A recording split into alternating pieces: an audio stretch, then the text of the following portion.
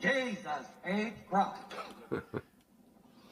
Private Pile, why is your footlocker unlocked? Sir, I don't know, sir. Private Pile, if there is one thing in this world that I hate, it is an unlocked footlocker. You know that, don't you? Sir, yes, sir. If it wasn't for dickheads like you, there wouldn't be any fever in this world, would there? Sir, no, sir. Get out!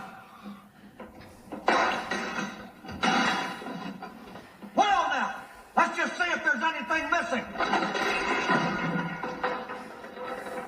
Holy Jesus. What is that? What the fuck is that? What is that, Private Pile? Sir, jelly donuts, sir. A jelly donut? Sir, yes, sir. How did it get here? Sir. Open your mouth. They're paying for it. You eat it. Ready? Exercise. One.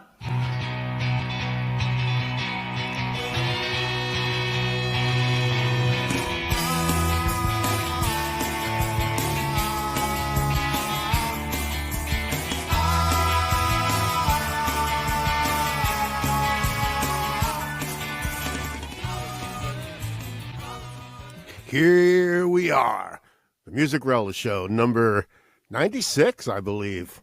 Yes. 4 to go with me, Perry, Mark, and Lou. Good evening. Evening. How are you? We're gonna have a good show tonight. Hey, Lou. Hey, Mark. Hey. Good show tonight. We're gonna talk about a few things. We're gonna talk about some. We're gonna have some random relish. We're going to bring out the Music Relish charts again. This is a thing of what we've been listening to ourselves. We're going to have a comparison of cymbal sounds. That sounds interesting. We're going to have supergroup Beat performing. Nice. We're going to have some music trivia and lots of extra stuff, you know. So why don't we start off with some random. What's that, Lou? A lot of extra sides. A lot of extra sides, yeah. Kale. Like a big holiday meal. Yeah, I got to tell you, though, I saw a picture the other day of Iggy Pop with his shirt off, and I'm like, dude, you're fucking 77, man. Put a shirt on, man. It's almost disturbing at this point. Yeah, he might have been in his 70s at that point, but like, dude, put a goddamn shirt on, man. It's now a lot of memes would say the pandemic was hard on Jennifer Aniston. Why is that? The haircut. I saw. Wow, he looks. Well, he's 70. What? He's 77. Iggy Pop. Ooh. Yeah. I mean, he's still doing it. You could give him that, but you can keep the shirt on. Man. Yeah. Right. It reminds me when I saw Todd Rundgren and Terry Looks better than Cowan. me without my shirt on, but still, like, you're 77 years old. Yeah, you're a grown-ass man. You're not 77 for a while yet, yeah. When I saw Todd Rundgren, Neither he of did the us same are. thing. I'm still supple. Yeah. But, Lou, I don't know if you were going to talk about this, but there's a new REM book out. Mm-mm. Yeah, it's called The Name of This Band is REM by Peter Ames Carlin. And I think it's going to be an interesting little read. I'll come across it one day. More of like a biography than like It Crawled from the South. That other book. Maybe, yeah. Yep. That You book have makes me anything? nostalgic. Well, I pick up that REM book once in a while, It Crawled from the South. And it's a chronicle of the early days, and it's a romantic read. Sure. Yep. And Doesn't one bum article, me out or anything. there was an article written about this book, and it said they never really had a chance they became famous right away after they played that first gig in the US Festival? deconsecrated church. No, REM. REM. As far as playing locally famous. Yeah, in that deconsecrated church, and they really took off after that. The gigs just started. So they had to leave pretty much soon after that, but Well, they'll always have a heart in Athens, Georgia, right? Yeah, I think Michael on Instagram, Michael Stipe was there recent. Looks like the other day, just in some kind of art opening or some type of event happening in Athens. So yeah, I think that will still visit. Yeah, it's funny. I was in the car today, and I got a text, and it was a picture, and it was like, and of course I'm in the car, so I glanced at it for 1 second, and I'm like, who is that? Apparently, it was Michael Stipe that our friend Tom had sent me. Oh, yeah. Have you guys got anything else you want to throw in randomly? Well, there's a bunch of stuff. Speaking of books, though, I did see. I'm on a Hal Blaine Facebook page. Yeah. Ingrid Fashing. She rules this place with an iron fist. I've never seen a tougher She rules administrator. what place She's tough. with an iron fist? She's the website, the Facebook page administrator. So she knew Hal Blaine. I guess there was a professional connection too. Yeah. And so whenever you post something, it can't be about you. It's got to be about Hal Blaine. Yeah. I mean, you can't say, "Well, I play a Blue Sparkle Rogers kit," just like how it won't get posted. And one guy got political, of course, and you're done. But it's got to be about Hal Blaine, so I can post something saying like, the Tom Tom fills on Dizzy by Tommy Rowe are really, really cool. And, that kind of thing, that's acceptable. In the comments, you can be a little more personal in the comments, but her post, when you put something on there, it's got to be about Hal Blaine. I remember she's not dealing with the trolls either. It's a matter of it's people who appreciate him, not people who say, "Well, I think he's a little overrated." There's always that person. Well, I've seen comments on YouTube page. Sorry, Mark, you go ahead. I saw a post where she was saying, if you want to comment on Ringo's drum sound on this song or that, this is not the page. Like, boy. So it's not drumming. It's just about Hal. Yeah. Right. But if you there's got to be loving. There's got to be loving it. Right. Like it's so interesting what he did on this song or that song. Sure. Yeah. I mean, that's not a problem commenting on that kind of stuff. No. Of course not. And it's funny 'cause a lot of people on this page are accomplished. So, some of the names are like, okay. A lot of them work with, they're associate guys of, whatever studios and things like that. But I know what you mean about the comments. They turn it on themselves. Like, well, I've done this too. And I've done what we're talking about, Hal Blaine, dipshit, right. Yeah, exactly. Yeah. And people who you can tell they're not, he was quite the accomplished drummer, as we all know. So people who criticize him, you're really, really up your ass about yourself a little too much. But anyway, in reading things about him, apparently, he was one of those guys. He always had a good thing to say about everybody. He was apparently a good-natured guy. Him and Carol Kay, there was a little feud going on. She's been saying things lately about, the name of the Wrecking Crew, maybe the way he was as a person. She described him as a user. A lot of it's gossipy, but anyway. But what he did, he kind of brought up Jim Gordon, the late great James Beck Gordon, into the Wrecking Crew, into the LA studio scene. Where if Hal was just too damn busy, which he always was, he'd say, use this kid, and Jim Gordon was a kid. So he always spoke well of him. And after Jim was incarcerated, of course, for the murder of his mother, at one point, Hal arranged to go see him. He wanted to go talk to him. And at the last minute, apparently Jim Gordon called it off. And a lot of people attest to Hal's good nature. Yeah, he was a mentor. He was a mentor, yeah. And Jim was his protege. And as we all know, an amazing drummer. And Jim did quite well on his own, Yep. And but he also helped out the Oklahoma drummer, too, Jim Keltner. Jim Keltner, yeah. Yeah. So there's a new book out. I think it's been out for maybe a little while. It's a biography of Jim Gordon. It's called Drums and Demons, The Tragic Journey of Jim Gordon by author Joel Sullivan. So I'm going to go on faith. I'm going to buy it. Yeah, I saw the cover. I saw the cover. You did? Okay. Yeah. I was in Barnes & Noble, and I went by the little section. I didn't see it. There's like a new biography section. Pacino's thing, Sonny Boy. His book is out there, and others. But so I think it's a little pretty cool thing, and just another new book to read and about drum idols and stuff. So yeah, cool. There's I have other random too. Yeah, keep going, man. Keep rolling. Yeah. Have you guys ever seen the movie? Have you ever seen the movie Goodfellas? No. Yeah. Al Gore and I went to see it together. I would love to see it. It's about gangsters. It's a gangster movie. Can I see the edited maybe version? The greatest gangster movie. What's that? I don't like F-bombs. Is there an edited version out there? I heard it's got a lot of F-bombs. It's got a lot of F-bombs. One of the best movies ever made. Well, anyway, before Goodfellas, I was watching The King of Comedy, the Martin Scorsese dark comedy, and there's a scene where, remember when Robert De Niro's Rupert Pupkin character takes Rita, his bartender, the girlfriend, the woman he loves, takes her out to the Chinese restaurant. So they're talking, and behind them there's a scene. There's a guy at a table, kind of looking over. At one point, the guy gets up and he walks by the table and he looks.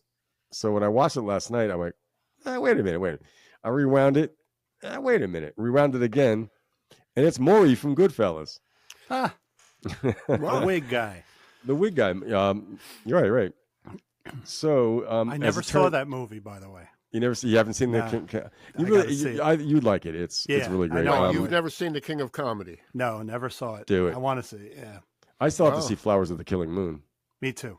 It's a long movie. I will. I've seen most of Scorsese's work. Marty, I love Kundun. So you're talking about Goodfellas now? Yeah, now we're talking about Goodfellas. Anyway, so that actor who played Morris, that was his first movie role. And Goodfellas was his first role, really? That was his first role. His name was he had passed away. His name was Chuck Lowe, and he was a real estate developer that met Martin Scorsese through something, blah, blah, one thing led to another. And so that he became Maury, which was a great character. Yeah. His name was Chuck Lowe. Do you know what Maury's last name was in the movie? Begins with a K. I can't remember. Begins with a K. I can't remember. Murray's a K. Rhymes with Dressler. Kessler. Morris Kessler. Yeah. Now, he was based upon a real life guy, from the Lufthansa heist. Was that in 76 or something? No, what was that? No, 80. Whenever they robbed the air terminal. Kind of like Vincent D'Onofrio, like we had in the intro. His first movie. Yeah, that's right. Right? Yep. That's such a great movie. Yep.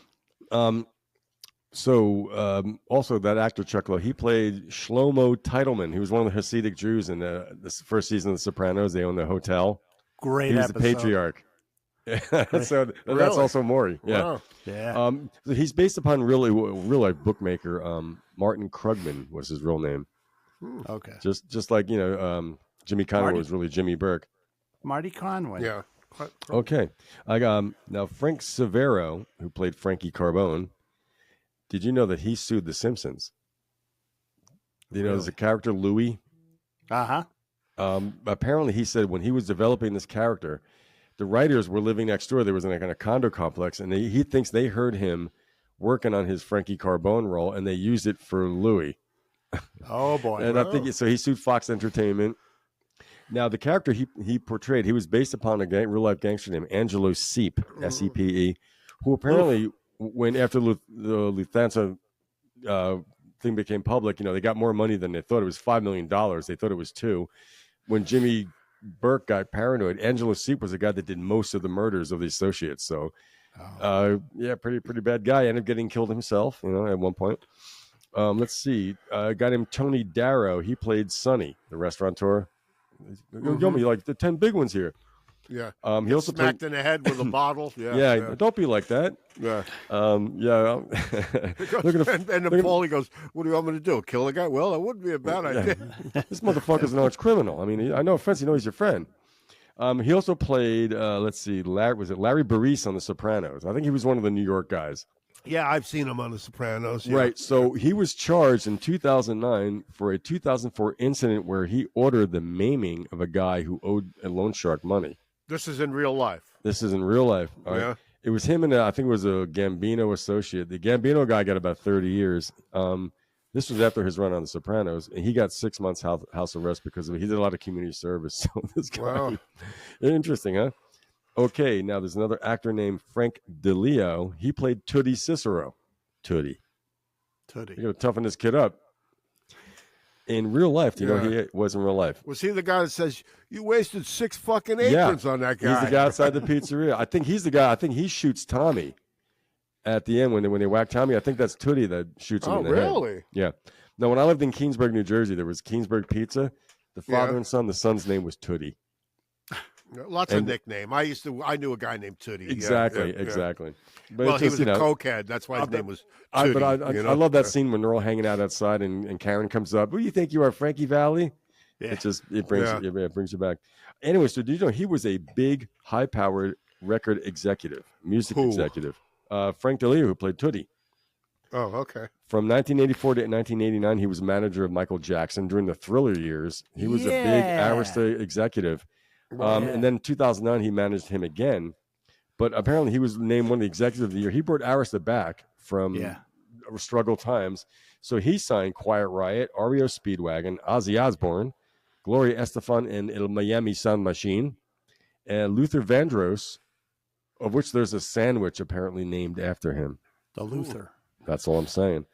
Meatloaf. Speaking of sandwiches, I love I a do good anything meatloaf for sandwich. love, but I won't do that. And then then there's Culture Club. That's a biggie. And of course Michael Jackson. So So the guy that Tootie. was in Goodfellas signed those bands. He signed it, and he was one of he probably didn't sign it himself, but he was one of the guys that corralled that all and said, He Right. plays, probably made major decisions there. he's a big part of the book Hitman, Yeah. which I'm going to share with Oh, you he guys. is. A&R Okay, yeah. people worked for him. Got to get you that book. Yeah, he's Yeah, Tootie. Cool. Tootie. Tootie. You know, La Bella Nostra Pizza, La Costa Nostra Pizzeria. What else we got here? Okay, Gina Mastrogiacomo. She was Janice Rossi. Uh, Henry, Tony's you got a hippie hole sister. in your belt. oh, yeah. Janice I'm thinking- Rossi. You gotta- Yeah, I'm You thinking have Janice a can do hole whatever in she your wants. building. She tragically died at the age of 39 from a bacterial heart infection. Yeah. But she was good. Her little she dog. was very good. Yeah, Yeah, I mean, eat this little thing. Yeah. you know, she died so Okay. young. Yeah. And when you No. notice in that scene, when Joe Pesci's holding the dog behind the bar, Yeah. his mouth wasn't even moving. That's right, yeah. That was afterwards. They call that AD, audio. They do it afterwards. They insert the audio afterwards. Yeah. Because something happened there for some technical reason. You've mentioned that before. That's a No, pretty good I don't catch. think it was a technical issue. They just, it wouldn't be nice if Tommy D said this at this point. They know? probably You know shot the something? Let's scene insert like it, yeah. they probably That- shot it no. 50 times, and they couldn't get the dog to bark. You know, That just ruins it. It's no longer a perfect movie. That It happens all the time. You just that don't know little it. yeah. minutia. No, You got I'm to when sorry. you read Thank- the credits. Thanks for ruining it for me. Well, you come on, man. You should know that. You're a whore. you You're ruined the movie. You're a for movie little. fan. You're a That's cool. cinema Well, buff. it's just like a cinephile. Just like in The Godfather, one of Sonny's punches when he's beating Carlo up with the garbage can stuff. It missed by 6 feet. He missed by 6 feet. Swing and a miss. Yeah, really. Television. Strike. That was television punches. Yeah. But it's amazing how that wasn't edited out, or they didn't make it like a boulder, or put like the Neil Young booger mat thing over or whatever, the Coke booger mat. That's what Levon said in his book. In Okay. in Godfather 2, when they have Robert De Niro. It's just called 2. Oh, okay. In 2, Yeah. Oh boy, In you two. pompous ass. when they shoot the scenes where it's supposed to be 1940s New York, Yeah. and I always Martin talked about how they transformed the whole street. I keep looking in the distance. I want to see something that they let through, and yeah. I can't. They really Yeah, did a great job. It's all the way to the Chrysler horizon. building or something. Yeah, something, a jet, Yeah. whatever. I mean, Nothing. details and stuff like that. But then again, like how many times have mistakes been put in records? The mamas and Sure. the papas. Yeah. Yeah. I saw her. So Yeah. actually, I think Goodfellas is. We did a perfect little movie. segment on that, didn't we? Like songs that had mistakes that were kept in. Sure. Didn't we Yeah. do that? Yeah. Immigrant I've been song. I've been repeating a lot of shit lately. I've been recycling material. I've been But this is repeating a all lot of fresh and shit brand lately. new. All right, let's go roll get the along here. papers. All right. So another Goodfellas cast member, Louis Eppolito. He played Fat Andy. He played I don't know. who? Was he the took care of that thing for you? Was he that guy? I have no idea. That was Okay. that crossing that bar scene, man. Yeah, early. yeah. Yeah. At the, 15 people that were in that scene. Yeah. the Bamboo Lounge or whatever they called it then. Yeah. Yep. He's a former New York City police detective. He was sentenced to life in prison in 2009 for murders, racketeering. Him and he had a partner. They were known as the mafia cops. His Cool. father and uncle were made men. He became a cop, a crooked cop, almost like in The Departed, where worked his way up. And Yeah. so what happens? He left the police department, and through one person met another, did a minor acting role. So he got one of those characters in that bar scene. Cool. And now he's in prison for the rest of his life. We had a partner too that same thing happened to. Number 6, another one, Edward A. McDonald. His famous line, and it's a pretty good line. Don't give me that babe in the woods crap, Karen. We're talking about cocaine. He's a real detective. He was a real FBI agent. I think or we something, right? that we had mentioned before Yeah, one time. yeah. Okay, now there's another guy, Tony Lip. That's his thing. That's not his mafia name. That's his acting name. His real name is Frank Anthony Vallelonga Sr. So he played Frankie the Wop. You staying out of trouble? Oh, yeah. yeah. Yeah. Now, what do you think his role was in The Sopranos? He was old then. He was Carmine Lupertazzi. He was the first original Don of the New York family. Oh, okay. Right. Little Carmine's one of my favorite characters. Yeah. Him and his malapropisms, whatever he speaks, like Norm Crosby. Yes. And what we got here? All right, Tony Powers, Jimmy 2 times. I'm gonna get the papers. Go get the papers. Get the paper. That's Harry my 2 favorite. times. I'm gonna go to the refrigerator. Go to the refrigerator. He's one of my favorite characters too. He is a major. He's still alive. He's a major songwriter. He wrote remember, Wow. right? He wrote some 1962. doo-wop. Yeah, doo-wop. Yeah, that was the Earls who did that. He wrote it for Frankie Lyman and the Teenagers. Why do lovers break each other's heart? I don't think it's that song, but it's kind of like that. I don't remember that. I'm not a big fan of that guy. But that was written by Phil Spector, Ellie Greenwich, and Jimmy 2 times. Wow. Pretty cool. Now, the arresting narc, I think the guy that says, bye, dickhead. Yeah. He's real-life detective Richard Bo Deedle. Wasn't he on? Bo Deedle. He's an actor also, yeah. He was on Imus. Yeah. He was involved in some big case, though. He cracked some big case. That's his claim to fame. And he made he's a movie. a private dick. Yeah. House dick. I always got that feeling when I heard him on Imus. Okay. And lastly, there's an actor named Victor Colicchio. Oh. Yeah. Victor Colicchio. And his character. Well, see, that's what I always wonder. Whenever I see the name Colicchio, I wonder because it's a very uncommon name, and apparently we find out the famous chef, is a distant cousin of ours, so it's down the line somewhere. He was part of Henry's '60s crew. He was the number 2 guy. I don't know what he did. In The Sopranos, I think he was the bartender that couldn't figure out how to use the telephone. The big guy, dimwitty guy. Tony beats him with the phone one time, I think. That's one of the best scenes ever. I think that's Victor Colicchio. I might be wrong, but I think that's him. But he's a screenwriter, and he wrote the screen play for Summer of Sam with Spike Lee and Michael Imperioli. Oh, okay. So that is some of my trivia and just some stuff I'm watching. From watching The King of Comedy, I veered off into Goodfellas. Yeah, wow. With Joe Pesci. Goodfellas. Well, have you ever seen a picture side by side I saw a picture the other day of, George Harrison and his kid. Oh. And I'm like, it's incredible. And, then I got to thinking about, John Lennon and his kid, Sure. and they look, it's incredible how they look almost identical. If he had the round glasses on it that his father wore, it would be even more identical, There's no DNA test necessary. Yeah. And not really any of these cases. This is the eerie one to me. This is the eerie one. Yeah, this is the one where they were playing at some tribute for George, and Paul's like, when we look at Dan, he's like, we all got old and George stayed young. Isn't that cool? Yeah. To our audio listeners, we're looking at pictures of John and George. Of the father and son of James, like Paul same eyes. James McCartney and his father, Sir Paul McCartney. Yeah. Well, Paul McCartney. Yeah. Sir Paul McCartney. Yeah. I'll call him Sir Paul. He's a knight. Yeah, okay, go ahead. Yeah, go ahead. And Ringo and his kid. Oh man! Wow. Zach Starkey. Ringo and Zach. One hell of a drummer. Probably better than his dad in some ways. Yeah. Yeah. Now, why don't we go so every now and again, we haven't done it in a few months, but we do it again, is the music, we call it the Music Relish Charts. It's just a sample of some of the things we've been listening to because we listen to music all the time. Yeah. So, Mark, what's on your chart? In fact, I have a picture of it here somewhere. I'll try and get it up. Perry, your favorite band. I know you loved them. Night Ranger. Oh, yeah, the Music Relish Charts. Mark picks Night Ranger. Perry picks Sky Blue Sky by Wilco, and Lou picks Squeezing Out Sparks by Graham Parker. Yeah. In the Rumor. Graham Parker in the Rumor, yeah. Yep. Rumor with a U? Yeah, right? Of course. Yeah.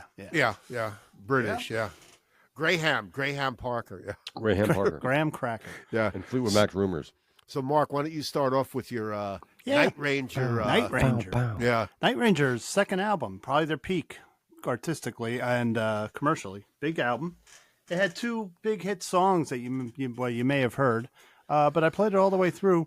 Night Ranger, to me, are one of those 80 bands that had a definite connection to the 70s because Kelly Keegy on drums. How do you mean that? Well, listen, Kelly Keegy on drums and Jack Blades on bass and Brad Gillis, the guitarist, were in a band in the 70s called Rubicon with Oh, yeah. with Jerry what's his name? Santini from Sly and the Family Stone.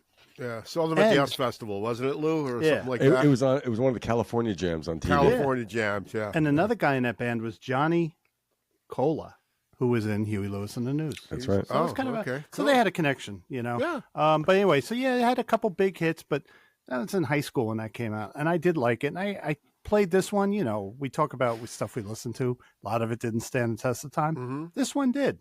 But the one of the big hits off the album was this one. I don't know if you remember this. I think so.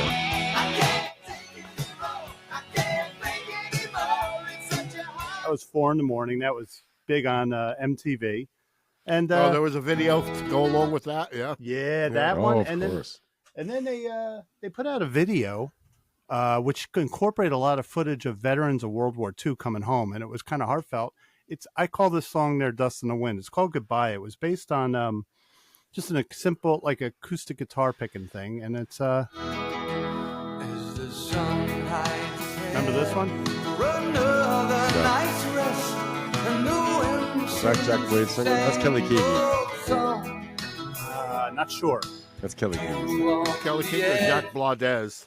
That was a huge hit on MTV. What I liked was that, you know, us teenagers watching it, we're getting footage of World War II Yeah. veterans. We didn't know much about that. So, you know, it kind of educated When us. was that? What year was So that? it came out in 84, right? 84.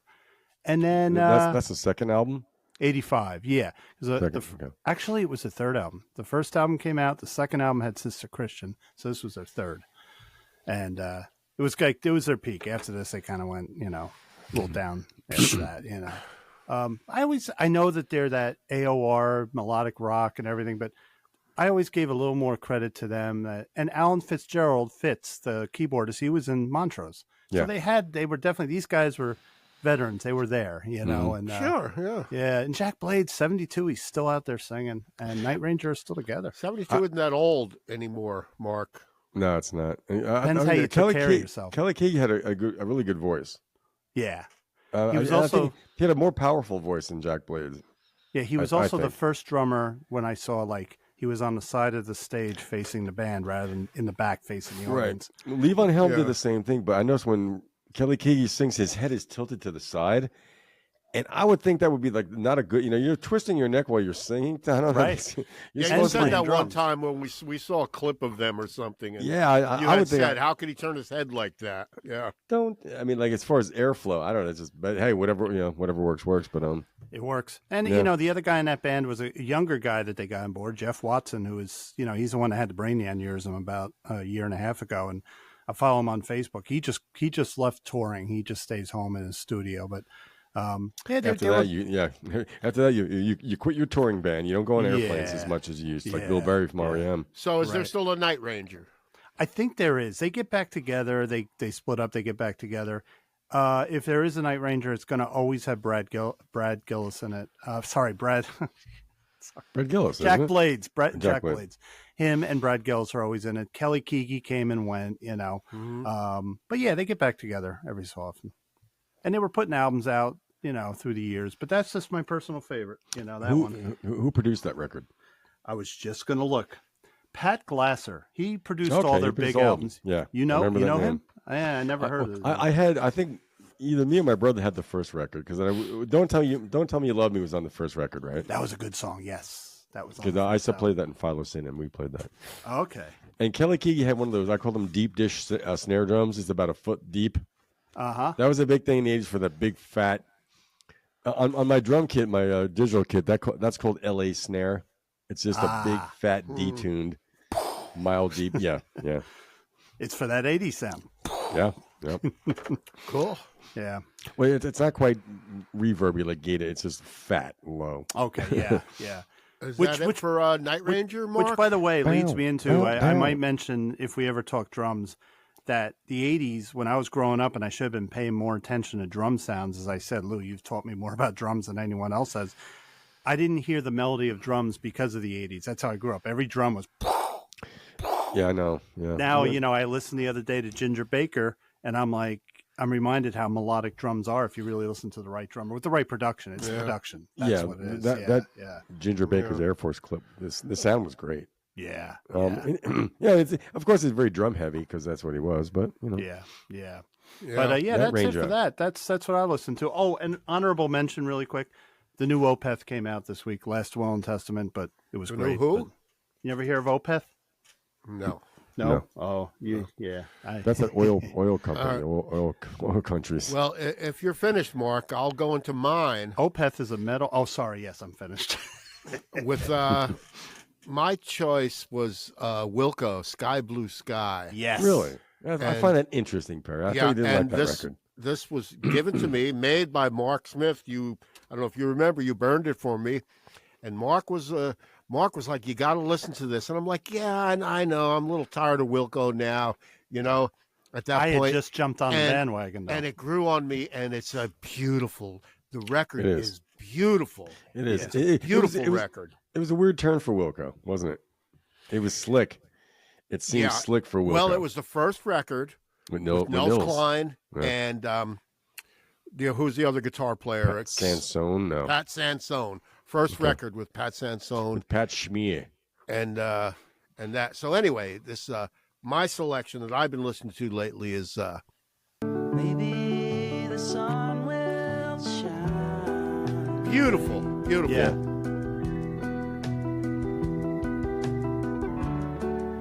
The clouds will blow away. Oh yeah. Nice sound. Impossible Germany, right? Yeah. Unlikely Japan. They play this in my local shop right The drums. The drums are fantastic on Wilco records, man. Some of the best drumming. Yeah. Oh, The sound, too. Stone information.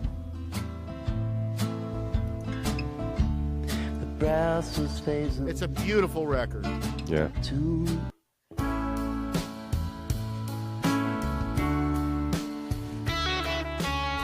That's Nels Cline. Yep. That's a six-piece band right there. So my selection was Sky Blue Sky by Wilco. It's an absolute gorgeous record. Do you remember, Perry, what I told you when I first heard it? Remember that Yes reference I made? Yeah. That first song that you played, that's the first song on the album. I'm sorry, but when Nels comes into it and then the key changes and he does a little flurry, it was totally Steve Howe to me. I was like, wow, you know? Someone reviewed it and said that was a guitar solo from the Weather Channel. Well, it's a beautiful for record. Wilco, it was so like when I first heard that, I was like, unusual. When I first moved to Asheville, I just moved here. Someone in the meat department at Green Life Grocery burned me a copy. And I listened. I mean, I did like it, but I said, well, this is them almost making, it's going to sound kind of weird because they're not that type of band and never will be. I said, this is almost like a commercial sounding record. Yeah. Only because it was recorded really well. Like the drum sounds on Unlikely Germany. It was Impossible Germany. Yeah. It's such a great drum sound. It's not a big epic thing, but it just sounds really friggin' good. Yeah. But I love the way they record drums. I love the way they record drums. Yeah. There's some cool classic rock references in that record. There's one thing I forgot. I don't know the name of the song at this point. It's on the second side. It sounds like Pink Floyd. It's got some Pink Floyd like type of keyboard in it, and it's like really interesting. But I think it's a great record. I do. I agree. It's funny, Perry, because you said that took a lot for you to get into. The album for me that I had a little trouble getting into that was the one before it with the egg on the cover. What's the name of that one? Yeah, A Ghost it came is out. Born. It's called. That took me years. I had trouble with that album. I thought it just something. Then I got it. It doesn't sound good in the car. It does not sound good in the car. They're some of the best. To me, they're some of the best mixed records that there are out there. Yeah, absolutely. That was a record right after Yankee Hotel Foxtrot, I think. Yeah. So my selection was Sky Blue Sky by Wilco. Now, Lou. Good choice. Lou chose Squeezing Out Sparks by Graham Parker and The Rumor. I did. Yeah. It's squeezing out sporks. Right. You can't start a fire without a spork. Wendy's invented sporks now. That's what you get at KFC, sporks. Sporks. There's a town when I lived in Barnesville. The next town up was called Forks of Ivy, and I just wanted to call it Sporks of Ivy. Okay. So what about Graham Parker and The Rumor with Squeezing Out Sparks? Well, I always liked Graham Parker. I always liked Graham Parker and The Rumor. Yeah. Always like that sound. Yeah. Yeah, I like that sound. It's English. It's pub rock. And I think we've talked about pub rock before, never in Yeah. depth, but we just mentioned in passing some of those in that era. Ace was a pub rock band too. Now that's funny. You should mention that because that's a very, very weird thing. Because I wouldn't think of them as a pub rock band, but they were That one popular on the single. pub rock circuit. But Yeah. Ace with Paul Carrack, Yeah. as the BBC described as the man with the golden voice in a documentary. He wrote that thing, but How long? Yeah. how long? Yeah, but like, I don't think I never consider them a pub rock band. If you hear the other music, it was very like you could see it there. You know. All right. Yeah. So Graham Parker and the Rumor, Lou. Yeah, so I heard the song Mercury Poisoning on the radio the other day, and that was just his song about being dissatisfied with being on Mercury Records, and so I like the sound. I Oh, heard, see, it didn't dawn on me. yeah. Really, that makes sense now. He was on. Yeah. So that's his version of Working for MCA by Leonard Skinner. So it was just a case, and he's Or always EMI by the Sex Pistols. Yeah. yeah, that's Yeah. right. That might be a whole category unto itself. Songs that were or critical Yeah, of the well, music we're going to business. last 3 of them. Yeah. It's probably a lot. Yeah. So, but I just like that sound. So I figured, I thought that was on, it sounded like 1979 to me with that great year in music. So I looked up the album. I knew it was Squeezing Out Sparks, but that song wasn't on the record. It got added on to latter day reissues Yeah. because of the nature of the song. So it was Yeah, it pulled got from banned. the album. Right, got banned or something, Yeah, right? it got banned. But Yeah. that's his 4th studio album. It was produced by Jack Nietzsche. We know who he is, right? Jack Yeah, Nietzsche, right? Yeah. What were the big songs he wrote? I don't know. He had a surf single out himself that he wrote, "Lonely Surfer." I think. I think he co-wrote Needles and Pins. Yeah. And he co-wrote Up Where We Belong with Buffy St. Marie. Yep. I keep forgetting she co-wrote that. And he was the orchestrator of the Wall of Sound. So the singles from that, well, actually, Mercury Poisoning was not a single, but the singles were Local Girls, which I love that song, Protection, and I think I forgot the name, not Made in Japan, something about Undercover Japan or something. That's the 3rd single. But the ones I listed were Mercury Poisoning for listening, and Protection, and Local Girls. It was, of all people, Robert Christgau gave it an A+ in the Village Voice. Wow. Yeah. Cool. And it was the album of the year in his Village Voice Paz and Jop Critics poll. Not bad. And the pub rock sound. But the guys on the record, though, it's a Brinsley Schwartz. Brinsley Schwartz, that was the very famous pub rock band called Brinsley Schwartz. Yeah, with Nick Lowe. Yep. Not Schwartz, Schwartz. May the Schwartz be with you. Mr. Schwartz, I really appreciate it. Once Upon a Time in Hollywood? Schwartz. Oh, yeah. Martin Schwartz. Yeah. Okay. Got me. Okay. Martin Belmont on rhythm guitar. Steve Goulding on drums. He was in the Macons for a while, but he's the drummer on Watching the Detectives. I can't stand that song anymore. I don't want to hear it ever again. And Let's Go to Bed by The Cure. Yeah. Well, but the Graham Parker and Elvis Costello, they're almost in the same category. Yeah, they were considered kind of angry, angry young. They were lumped in with new wave. I think that in America, because we had to put it in a big category. Yeah. There was like new wave, but they were angry new wave. Subcategory, yeah. Yeah, they were kind of angry singer-songwriters. Not unlike, there's similarities. I think Elvis Costello was much more musically sophisticated. Graham Parker, is more of like a roots rock kind of R&B soul. So where did he ahead. record the record? 1979. He was on Arista, I think Indigo Records or Vertigo. Arista, yeah. Because he wasn't on Mercury Records because they poisoned him. You want to hear a little sample of it? Yeah, man. Great song.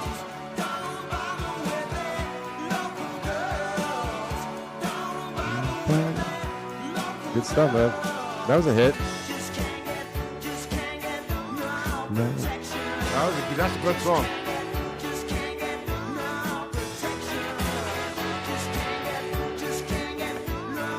Protection.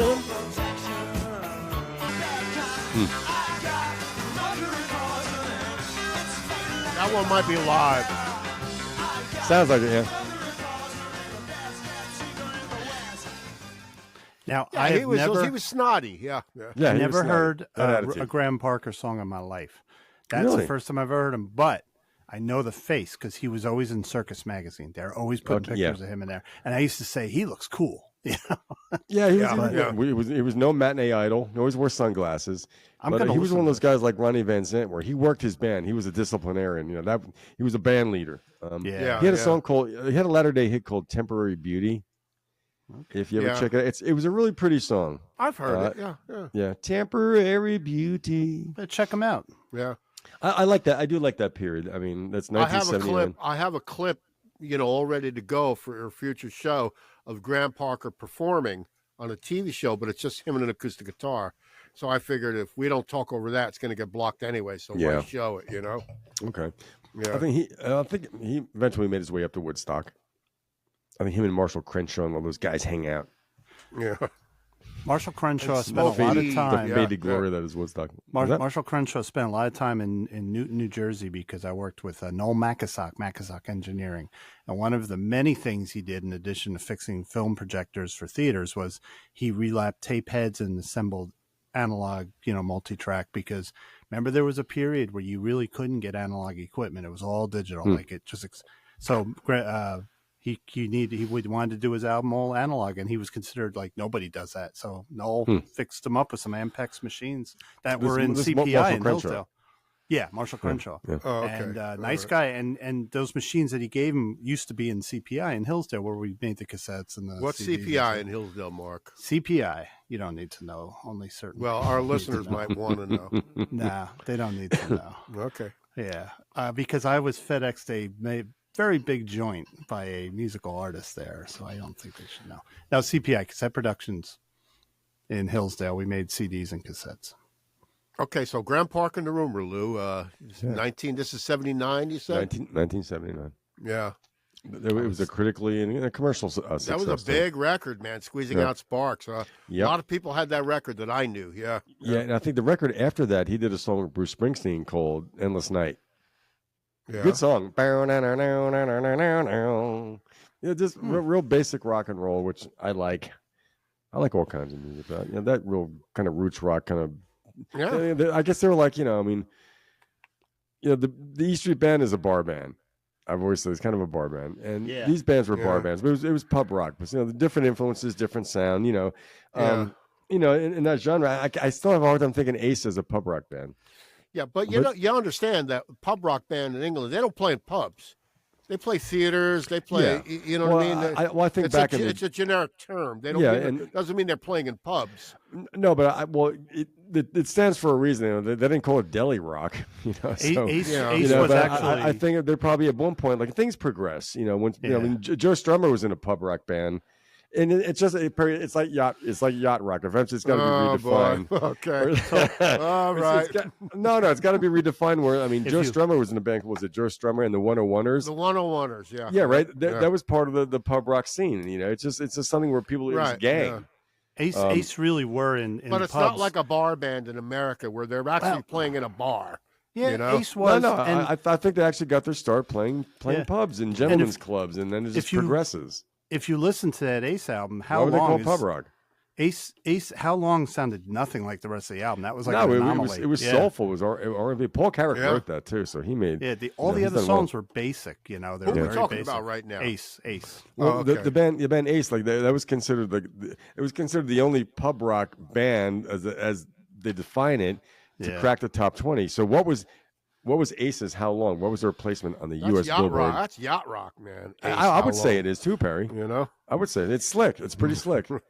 What was his placement on the Billboard Hot 100? I have no idea. I'm going to Top say 10. 20. Top 10. Oh, 10. 8. Number 8. Number 3 in the U.S. Wow. And Big who hit. Who hit are they we had? talking about? Robert Gordon? I mean, No, Robert. Gordon. No, Ace with Paul Carrack. Oh, okay. Grandpa. How Parker. long? with us. Did Michael McDonald sing on that? Me and Lou are on diet pills. How We're moving, long? All right. It's just been going All right. on. Why don't we go into another we're topic, moving a mile a man? minute. Why don't We're we on stay on diet Michael pills. McDonald? Why don't we go into symbols? I was the Lou- first Michael McDonald impersonator. I wanted to sit here. You were not the first. I was not by a 15. long I shot. was yeah, 15 before years Rick old. Moranis. 14 right, years old. Yeah. 75. Why don't we go into some symbol comparisons, Lou? Why don't you take this one? Symbol comparisons. Yeah. Let me find my little symbol comparisons.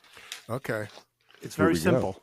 I've got Very them. simple. Yeah, so whenever you see like an album, see like Alex Van Halen drums, Yeah. Rick Marotta drums, not drums and cymbals. Some people have done that, but the cymbals, for the most part, are a very integral part of the drum kit and the rhythm. Orchestras, percussion, hand cymbals, all that stuff. Perry, I know you're not very fond of them in some ways. No. I'm not fond of the overuse of them, although I do like the texture they give. I find it very essential.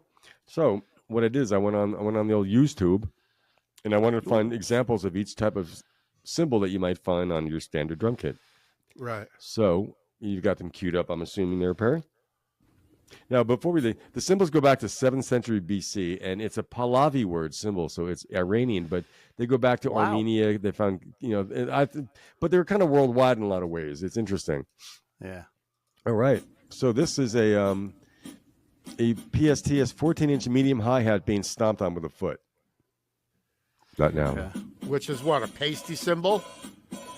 No, that's a brand is looks like PSTS, and he's just stepping on it using his foot. Now it's got a stick on it. That sound to me, they all sound the same. As far as this hi-hat thing, It can vary. So he's opening and closing it, playing it openly, but most times it can play it closed. Right. Yeah. I think Ringo and I'd even say Max Weinberg from the E Street Band, most rock drummers, and especially now in pop music, I'm finding the ride cymbal is not all that popular. I'm being asked at certain instances just to play the hi-hat through every song, as opposed to going to the ride cymbal on a chorus for texture, which is like nice any texture. generic drummer who's always with the hi-hat, right? And hi-hat. Yeah, it's something. I mean, the hi-hat's great. You use it on every song. It serves the purposes, especially during verses of songs, because it doesn't ring out. It's a closed, controlled sound. Where and with some people, sometimes keep count, right? What's that? Some drummers help them keep count. Yeah. Well, that's the whole idea of the ride and the hi. That's a timekeeping mechanism. I mean, at its most basic, of course. But yeah, that's how you keep the band going. If someone looks to see your right hand going, they can, even I think Keith Richards even said, he goes, I look for Charlie's right hand or something to know where I'm going. Yeah. But that's the hi-hat. Now, if we take a little side road here, the hi-hat, that's the modern hi-hat. As most people know, when you look at the drummer, it's about, over waist high. It's if you're right-handed, it's over to your left foot, whatever. Now, originally it was called a sock cymbal, where it was on the floor. It had a foot pedal, but it had two small cymbals. They almost look like bells that when you stomped on them, they would just clasp together, just like the hi-hat does, the modern hi-hat, where it's going. But, it was a smaller cymbal. You did use it with your foot. Gradually, it became something where it became a knee-high thing with kind of a cymbal. It's still called the sock cymbal because it gets near your foot. So eventually, they raised it up to the hi-hat, to the level it is now. So it's a foot-operated. Right. So this and original sock cymbal usage got increased, right? And, and it became more. I mean, it became part of the thing. Whereas before, you just used it with your foot. You couldn't. I mean, you could reach down and tap on it. I'm sure some drummers got creative and reach down below their knee, whatever, to their left foot. So this original sock cymbal. It foot. came with when we had drum kits, so it was like the 20s maybe that they were using those. Yeah, like around that time. That definitely pre-World War II, definitely. Yeah. Okay. All right, let me ask you, what's a sizzle cymbal? And can anybody drill holes in a regular cymbal and put nails in it and create a sizzle cymbal? They're not nails; they are rivets. yes, you can. So a sizzle cymbal is like a ride or a crash that's got at least mostly three rivets drilled into it, so it gives a shimmering riding sound. It's a great sound. Sometimes a drummer, I've done it, you put like a chain or like a necklace, metal necklace over the bell of it, and you'll still get that shimmering sound. It fills in a lot of space. Like Ringo would Ringo would ride his crash cymbal. Yeah. I see a lot of nails in there, man. I see 2, 4, I see 6 at least. Yeah. But you can hear the overtones. I can hear it. Yeah.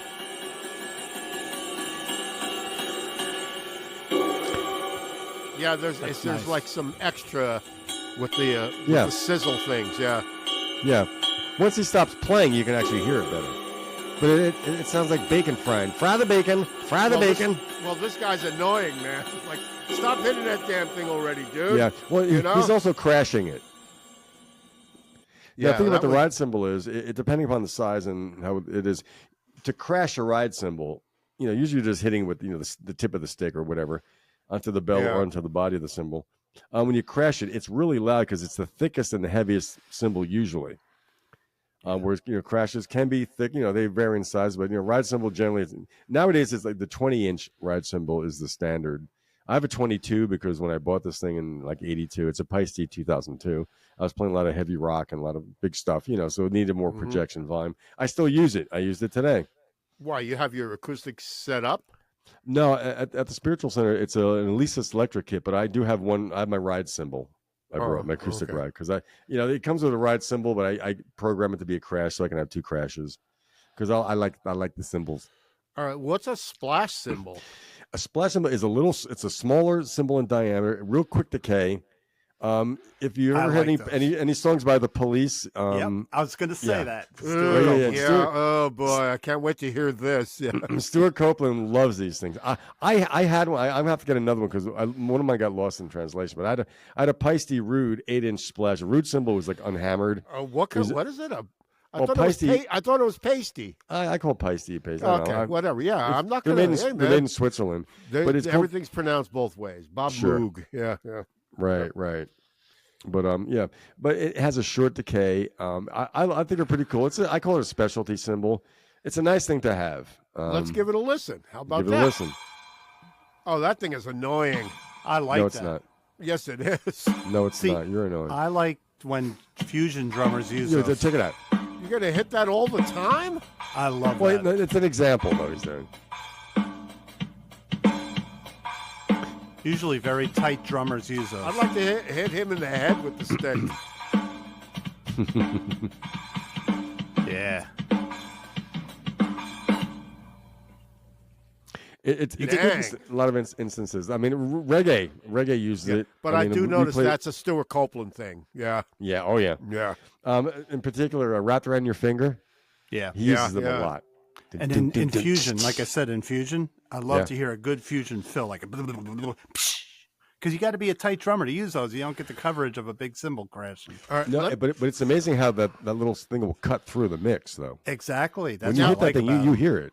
Yeah. Let me ask you about a China cymbal. Why is it called a China cymbal? Is that because it sounds Asian? No, it's because they're made in China. I'm being serious. I'm not trying to be funny. I mean, I don't know. These cymbals sound Asian to me. Well, I would think they're kind of like a gong. It's kind of gong-like. But I didn't delve into the origin of the name of that type of cymbal. Crash makes sense. Ride makes sense. Splash. But as far as the China cymbal, maybe it's based upon old Chinese gongs. But you do have one queued up. So hang on a second. So that so what that splash was it what? That was a Meinl cymbal. That's a German company. 10-inch splash. It's a 10-inch Meinl splash. Yeah. So and the sizzle cymbal was a pasty sizzle. And the hi-hats were also pasty. Yeah. And the China is a B&B B plus B. I never heard of this brand before. It's a 20-inch edge China cymbal. That's a big cymbal, 20-inch, isn't it? I mean, yeah, it is, but it sounds Asian to me. That's why I was curious. It does sound Asian. I have a 20-inch pasty 2002 China cymbal, and digital or a real one? No, it's real. It's real. Okay, cool. Actually, hang on a second. This is gonna be cool. I think we're going to get a live demonstration. I'm just going to run to the fridge. I'll be right back. You're leaving the show to me? Yeah.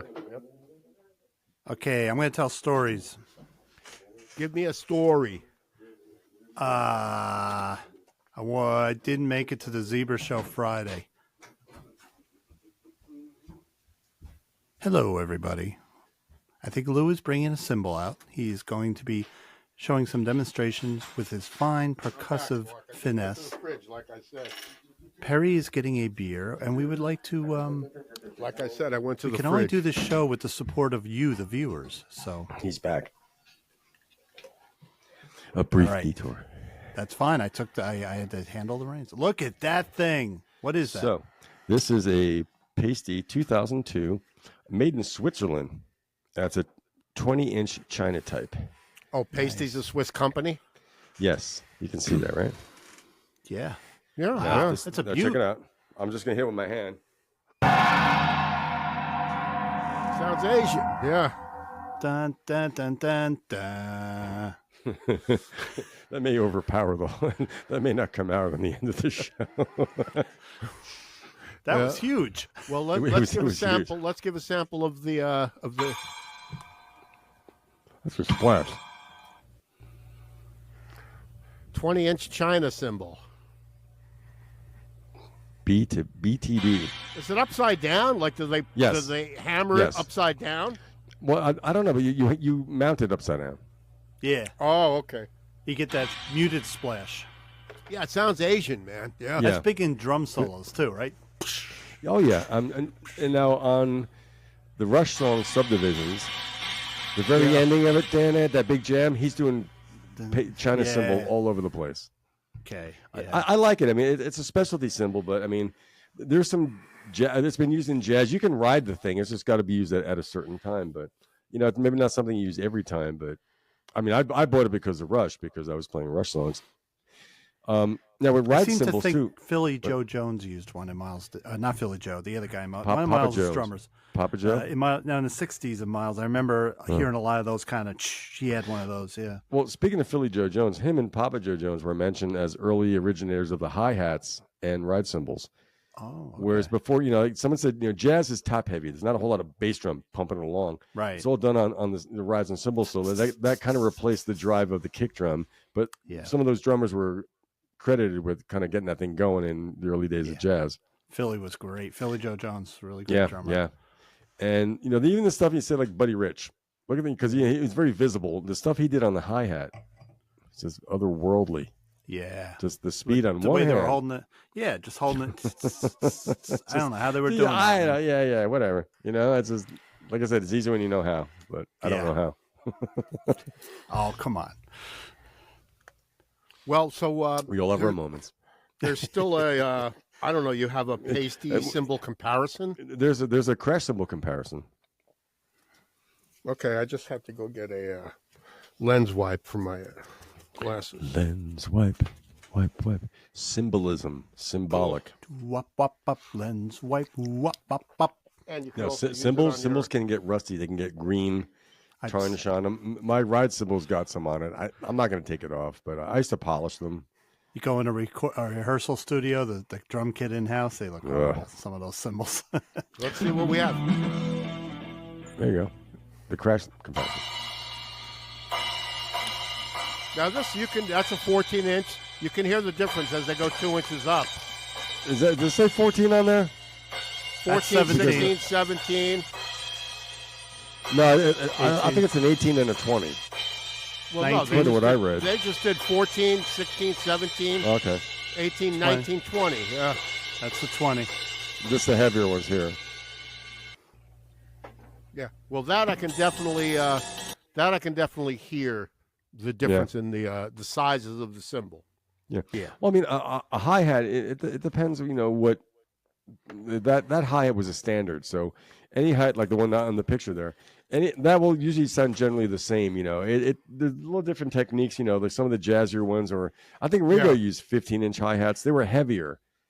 So, it does depend. Now, I've heard 13-inch hi-hats on recordings. It's lighter. You would know a 13-inch hi-hat. Mm-hmm. I got the comparisons on my electric kit. But the standard's 14. It's a nice mid-range thing. But I have old Zildjians where the bottom, each symbol of the hi-hat has a cup, has a bell. So my bottom hi-hat is flat, and it's got holes drilled in it. It's a very tight sound. It was just something, I don't know why I bought them. I thought it sounded kind of neat at Sam Ash when I bought them. So I have 14-inch hi-hats, but my bottom cymbal is a little different. It's a little more controlled, so it's a little cleaner. Now, I also, at one point, I had a 2002 Pasty flat ride. It did not have a bell. It was just a flat piece of metal. You couldn't really bash this thing very hard. It had but it was a very clean thing.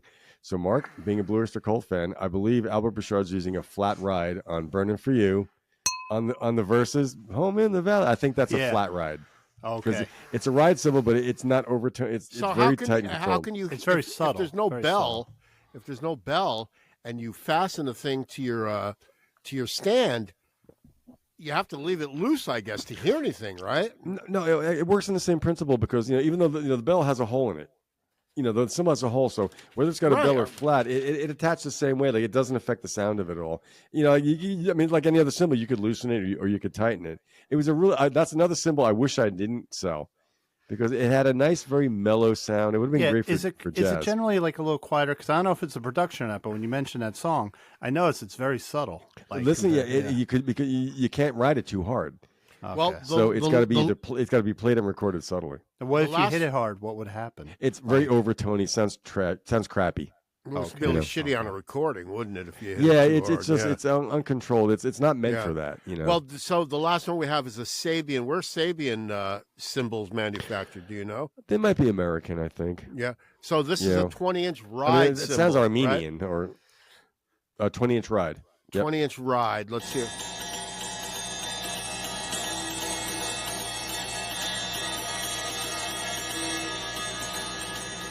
That's on the body of the cymbal. Here's the bell. There's the bell, right?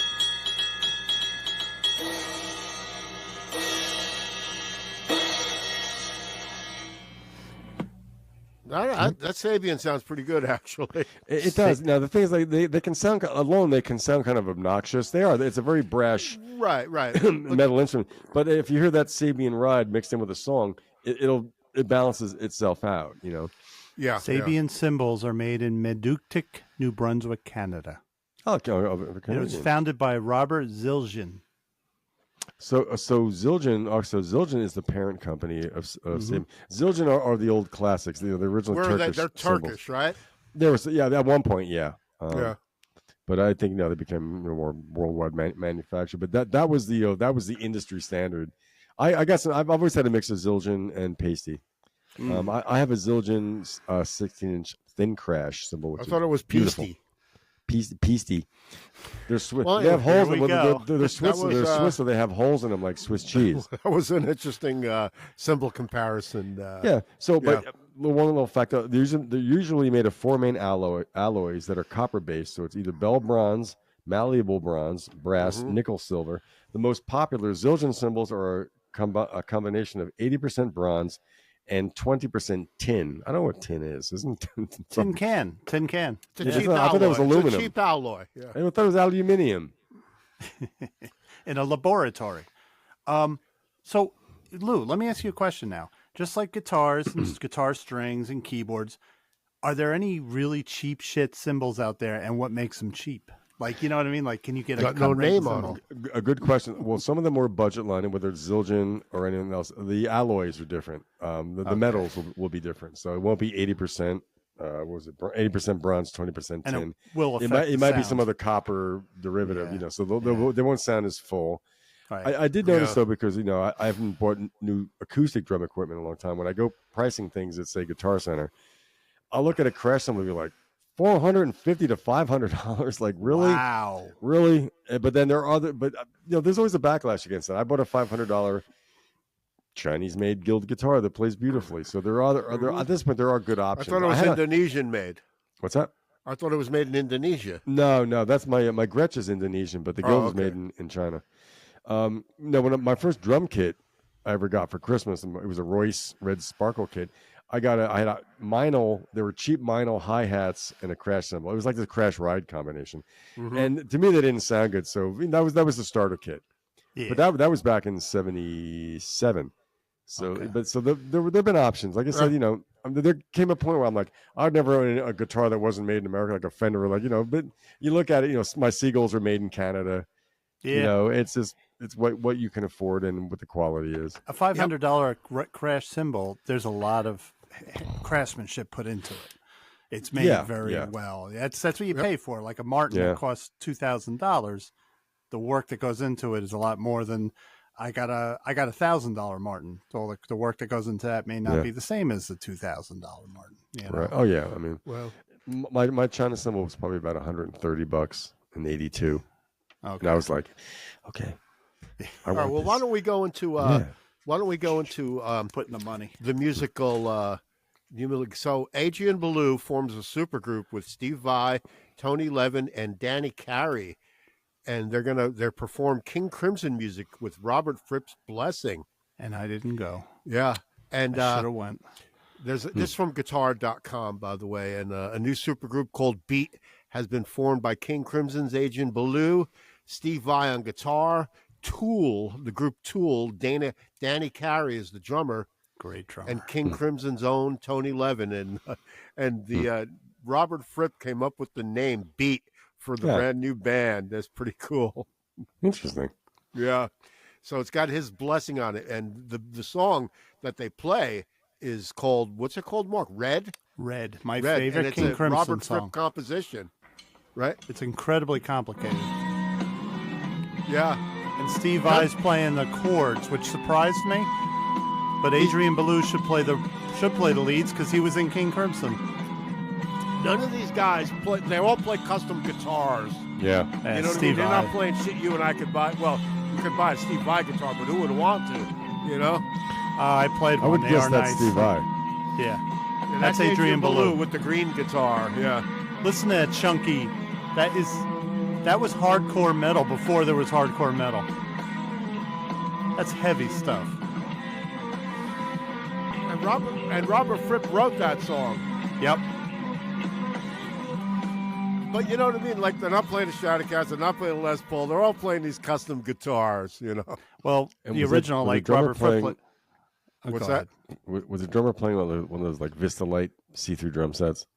I'm not sure. I don't know. Danny Carey. I think thought I his saw name some is, yeah. acrylic drums in there. He's playing it good. It's not Bill Bruford. He played on the original, but he's doing a damn good job. Yeah, He when is. it was original, it was Billy Bruford, Robert Fripp, and Bobby who was Fripp. the other guy? John Wetton King on Crimson. John drums. Wetton. Yeah, Yeah. they were three-piece originally when they recorded that, Yeah, right? the Well- first King, No, this was the last, when King Crimson broke up in 75, Red was the last album they did. And there's a lot of anger in it because Fripp knew that the band was imploding. And let me ask you a And it's a question, very Mark. angry What is your album. favorite King Crimson song of all time? Red, that one you're This playing. particular one that these guys are playing, huh? Yeah. Just I had imagine. no idea. No In the, idea. Ask in me the mine. 80s. Okay, What's your yours? favorite King Crimson song? Heartbeat Ah, Cool. good song. from the modern age. Well, let's carry on with this band. See what Yeah. happens. I would know that was you go. Steve Vai. This is what Mark Smith plays on. Steve Vai's Mark Smith.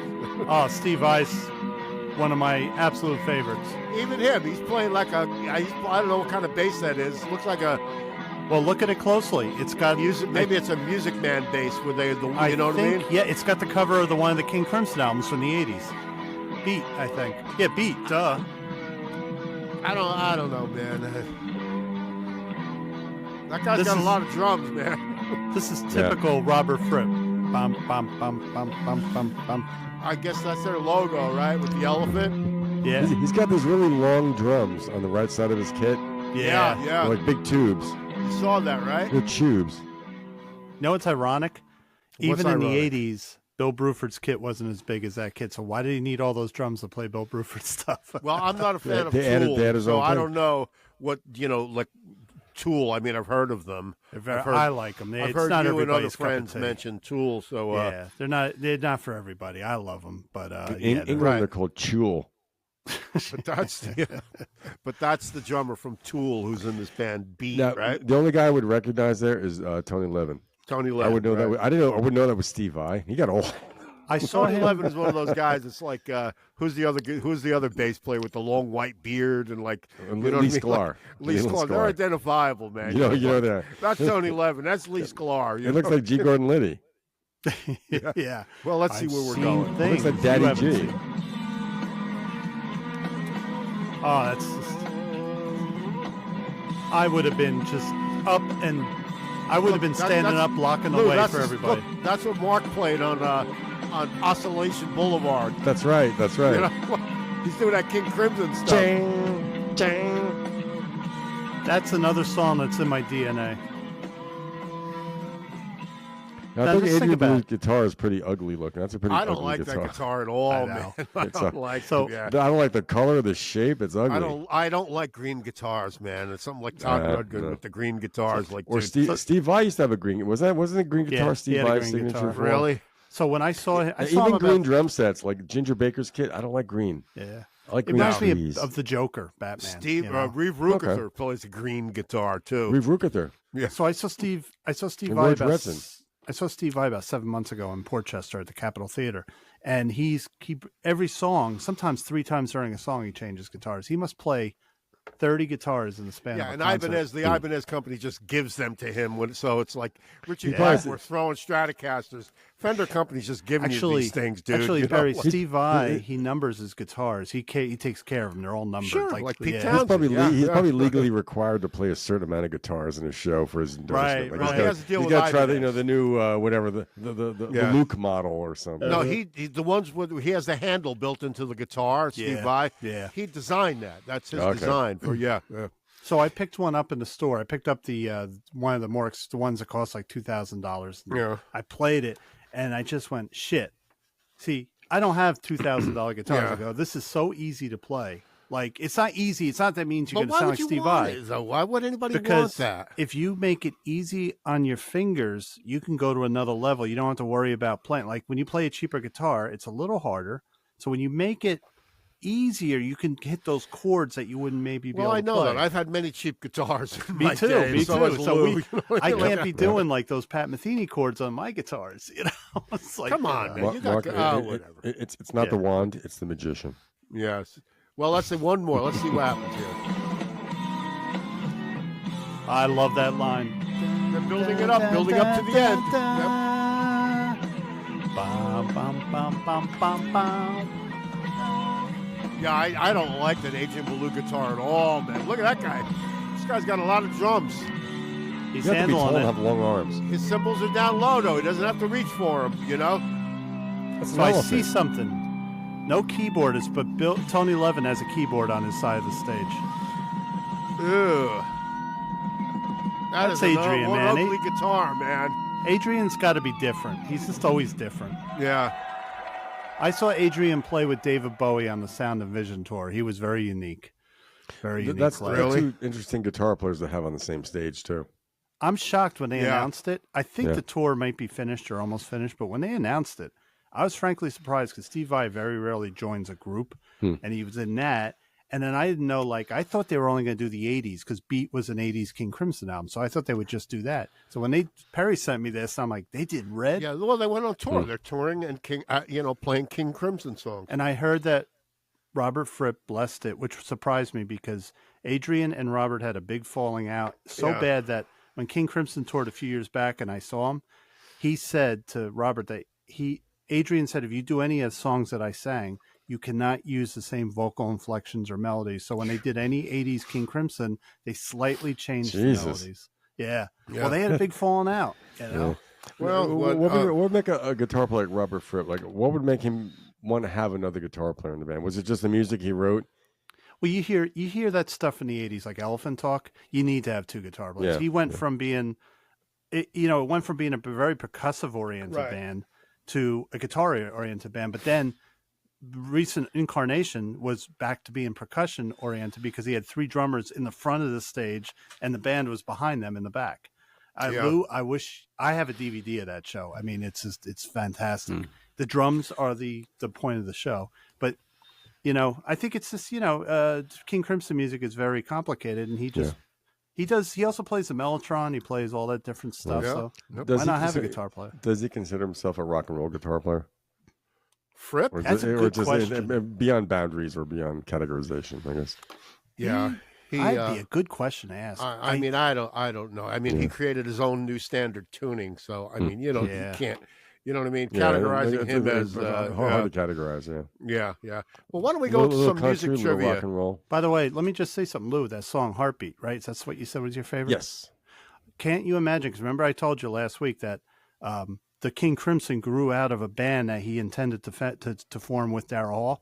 I could hear Daryl Hall singing "Heartbeat," like that. Oh, that sounded like they were absolutely. going Yeah, to that. sure. Yeah, That was King Crimson's pop song, which is It's why a I great like song. Yep. it.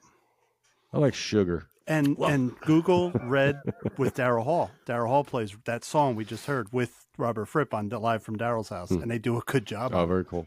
Yeah. Well, Are let's we- go are into we some moving on in a music second? trivia. Are we- What's that? Carry on for a second. Carry on, Okay, wayward we'll son. have some music trivia when Lou comes back. But yeah, I like that. I really like that. But the fact that, so I guess Fripp in the studio did double guitars, right, in the studio. Well, in the 80s, King Crimson Beat, which Beat is celebrating, it was him and Adrian. I think he had Adrian because Fripp and Adrian Ballou were in the band at the same time. Yeah. Oh, I didn't know that. So- I'm not a big King Crimson fan. I wouldn't. Yeah, so you got to know this. Since the original King Crimson with Greg Lake that had this Yeah, I big know. hit. I know who they were. Yeah, Then yep, they ended yep. in the 70s. Then in the early 80s, they reformed. It was a totally different band. It was Bill Bruford, Tony Levin, Adrian Ballou. That's why this band has Tony Levin and Adrian Ballou. Yeah. And Adrian Ballou has a big influence on the sound. His unique, he has a very unique sound. Stuff he did with the Talking Heads and stuff, Right. and Bowie. So he got him on in his there. own stuff. Yeah. So it was a totally different group than the 70s. And then they've morphed back into kind of like the last tour. They just do one song from each album. So you got a 3.5 hour show, long show. Yeah. So- But I like that song though. I was astounded by that. That was very good. Yeah, big I hope drums too. Big drums by Danny Carey from Tool. I hope a DVD comes out. They played in New Jersey at the Count Basie Theater, and I didn't go. And damn it, I should have went because I saw King Crimson there.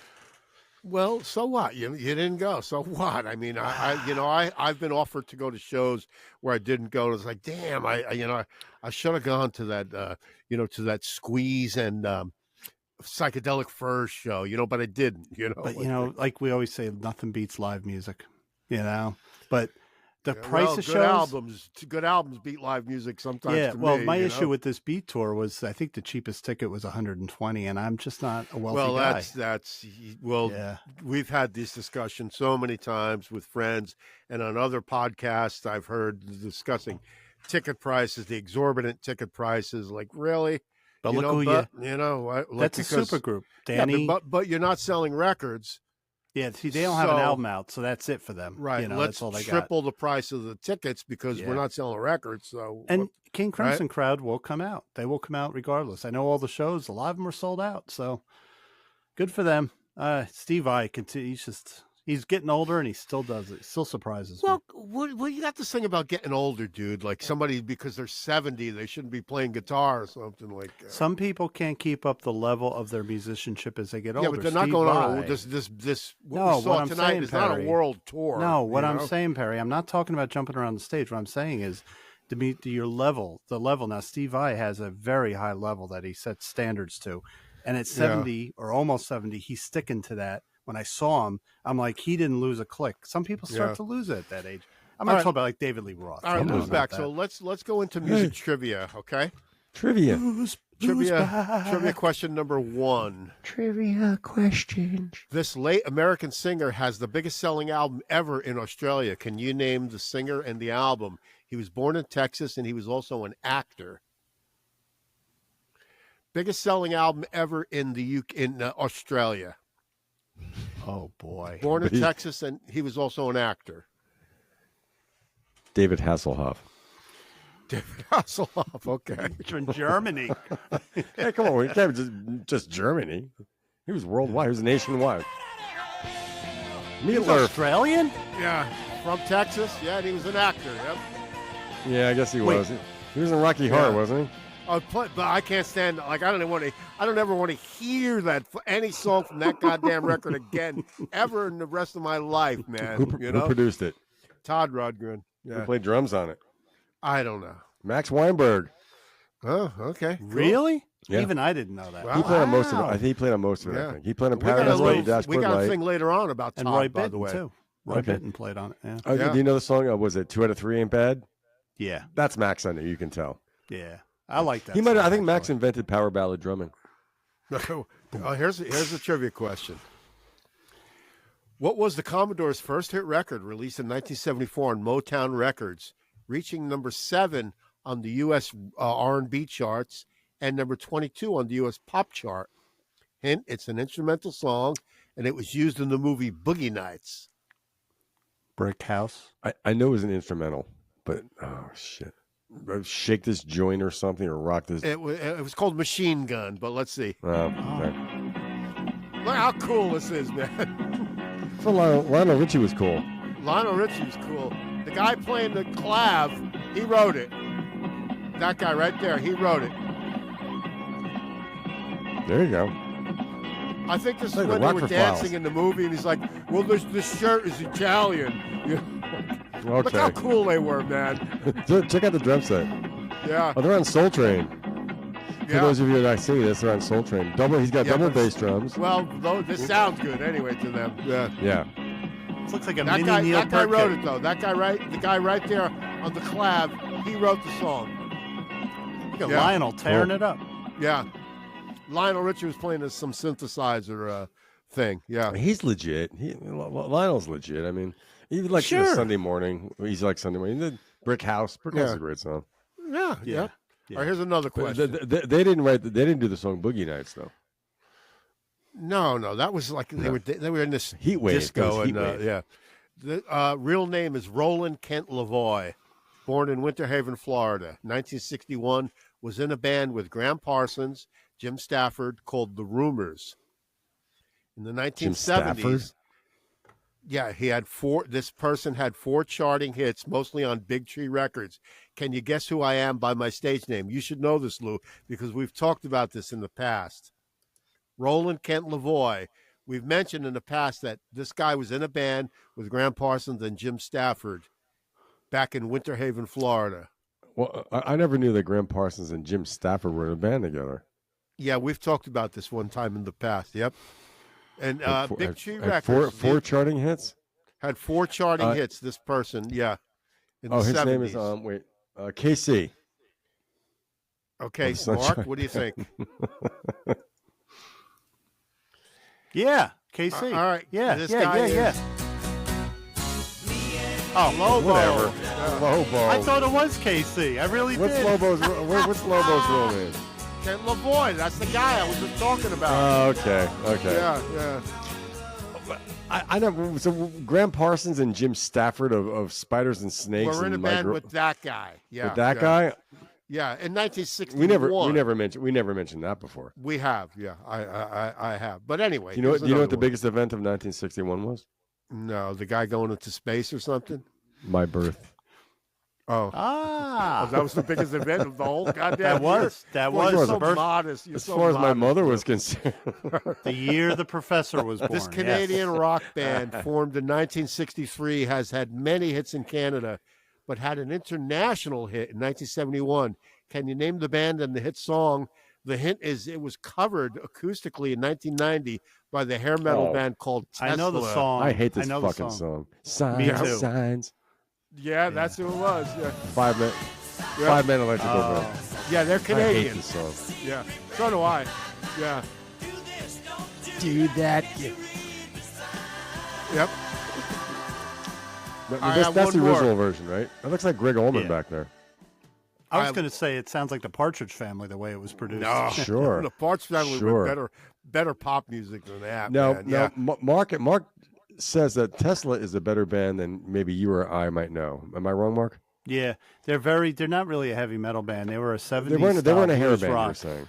They didn't use a lot of effects on their guitars. Frank Hannon had a very raw guitar sound. Yeah. And Jakey It wasn't Lee, like C.C. DeVille, right? yeah, and that's what I liked about them. But that song I never liked. I have their first couple albums, Yeah. and yeah, they were always there was a segment of those hair metal bands that were very bluesy. Jakey Lee's Badlands was like that, and they if you didn't look at the hair, you would hear just a good rock band. They want to be better known musicians, probably. Yeah. Okay, outside of let's the- close out the trivia genre. with: can you name at least 4 Irish bands that have had American airplay and somewhat success I'll go first. in America? We'll go back and forth. I'm going to go with Thin Lizzy. Okay. You two, of course. Yeah. The Cranberries. Boomtown Rats, no. What you say, Lou? Cranberries. I said, the Cranberries were Irish, weren't they? Yeah. Cranberries yeah. are Irish. Yeah. Yep. The Coors. There's good. It's a good call. All right. But let's don't see. say anything about their poor Irish mothers. Mark. You know what? You had Thin Lizzy. Lou had Yeah. U2. He had the Everything Coors. Lou had, I had. Yeah. He had the Wait, Cranberries. the Pogues. Weren't the Pogues Irish? We'll see. The Pogues. well, this yeah. isn't a band, but Van Morrison. Van Morrison. No. He was the Yeah. Belfast Cowboy. Come on, it's an artist. Come on, Barry. You Belfast got to allow that. Cowboy. You got to We're talking- allow This that. is Free Ireland. Oh Lord. Here Yeah. we go. Oh, The- I'm out. What was All right, it? here we go. Lou got most of them. You too, the Cranberries, I said Thin the Lizzy, Boomtown Rats. Boomtown Rats, the I thought they were The Chieftains, Chieftains. the Chieftains. Yeah, the Cores and the Pokes. Lou got most of them. Yep. Yeah, Lou got him. I'm smart. Yeah. He's smart. He can handle things. Yeah. I can not dumb like you guys think. All right, let's go into some extra stuff. So in Hey, Wizard, Perry, what Perry. about Rory Gallagher? Perry. he's Northern Ireland, I not have Free a- Ireland. Dude, that's not Irish? No, that's Northern Ireland. That's a different country. Don't make dude. fun of I the don't Irish. agree with this. I don't agree with this at all. Mark- This is Mark wrong. has You're issue. just wrong, Perry. Mark Yeah, I being have an 100% issue with you. Scottish has an issue with this. It's Ireland. It's Irish. Yeah, You got to really. say, come on. And No, it's Neil no, Peart. That's a Come on, different Haggis. country, dude. It's part But of it's the, Irish. They're It's Irish. part of the UK. I'm sorry, They're Northern Irish, Ireland Perry. is part of the They're UK. Irish. Did you guys ever Perry. hear about that Netflix documentary? It's called the Miami. Oh, it's a doc. This Irish band was ambushed in Ireland in the mid '70s. They were massacred. They thought they were IRA rebels or something like that. It's called the Miami something. Damn it! I So looked you're up for a saying friend. Rory Gallagher's not Irish? Are you really saying that? I'm saying he's Northern Irish. No, he's Irish. Okay. Yeah, okay, Feck whatever. ya. Whatever. Feck ya. Well, anyway, Yeah, Todd Rundgren and I had a trivia question, by the way. Todd. What? What's your trivia What's got question? trivia? I don't want to do it now. Oh, come Why on, not? Mark, Mark, No, do it this for and me, we'll go Mark. back to it. Do No, this and I don't we'll want go to come back back to it. We're gonna do what's your trivia question? it. All right. 38 special. Best decision they ever made was go pop, right? We all agree with that. 'Cause Yeah, they're a Southern horrible. pop. Weren't they Southern always? Pop. Nope. Their first two albums. That's just, great song. Great song. So anyway, they did two albums of Southern rock. They weren't that good. Not very good. They started going rock with what was that song in '79? Anyway, they had Rocking, no idea. rocking into the night, rocking into we the can- night tonight. we can agree that their three big hits that got them on the map was "Rockin' Into the Night," "Caught Up in You," and "Hold On Loosely." Right? Yeah, Yeah. and What? every heart needs a second chance. I don't know that one. That's after Dan Barnes left. Every heart needs a second chance. Oh, they had a few like very Yeah. yeah. After he left, that was a pretty big hit. Yeah. Well, It's these, a nice these song, three were actually. like these three songs were on like a major, they were on classic rock or rock radio back then. So a band that was around at the time, a member of a band that they probably played with, helped write all those three songs. Now, do you know which band member and band that guy was? And I'll make it multiple choice for you. Was it Kevin Cronin from REO Speedwagon, Steve Beccaro from Toto, or Jim Peterick from Survivor? Jim Peterick. The Survivor guy. You guys, you got it.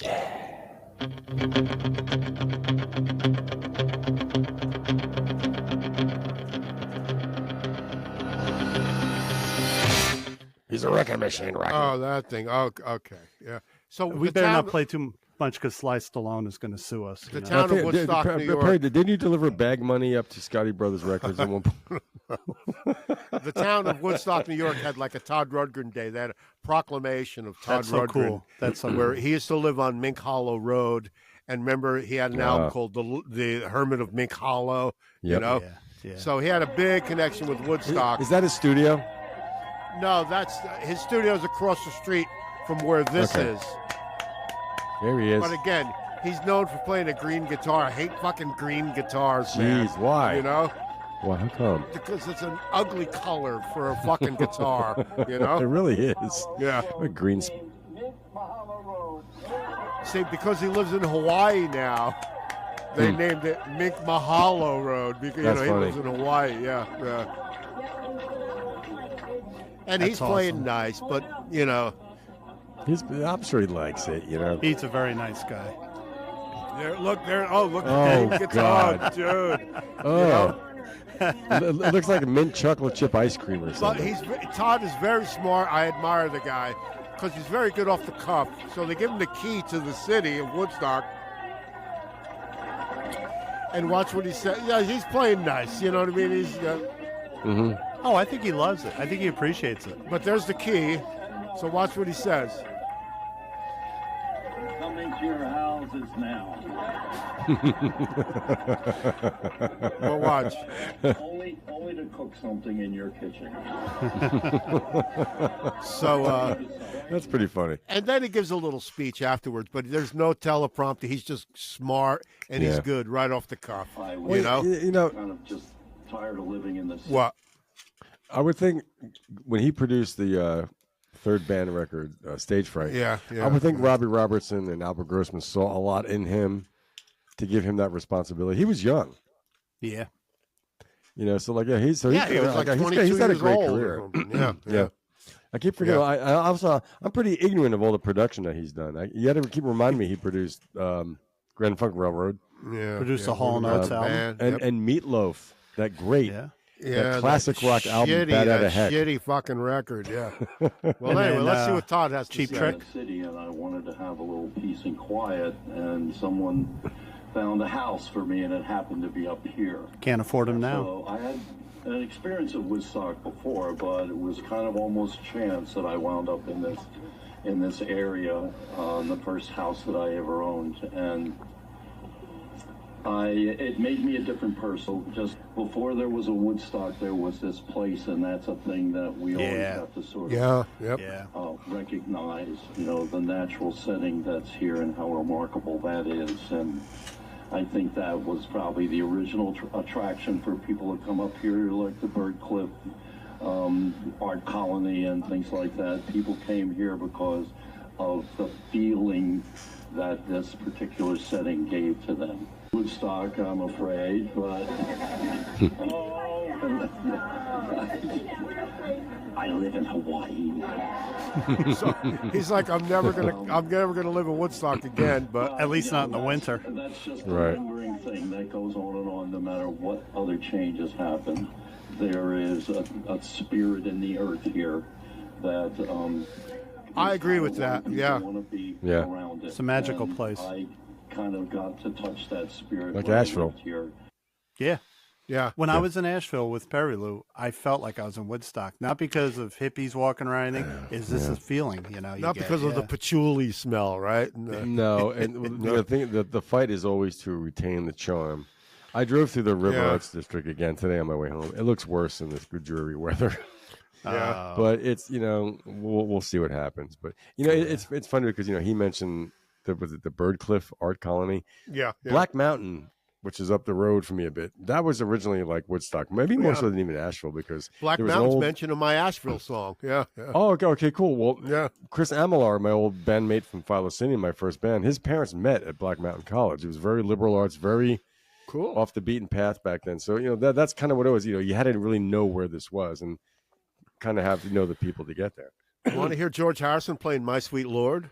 Harry Jorgensen. George yeah. covering.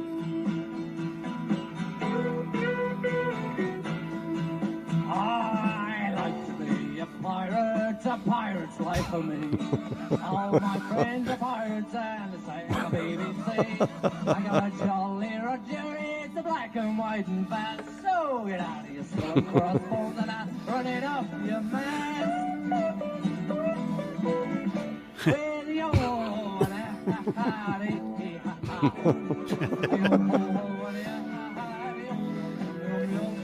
I got a jolly Roger. Something. Perry, you said you're kind of burnt on George. Post Beatles, he's my favorite. He's been my favorite Beatle for a long time now. Post Beatles, Well, yeah, with these guys, again, I go into John. he was the I'm into coolest. John He was the Lennon, coolest yeah. one. I don't know about that.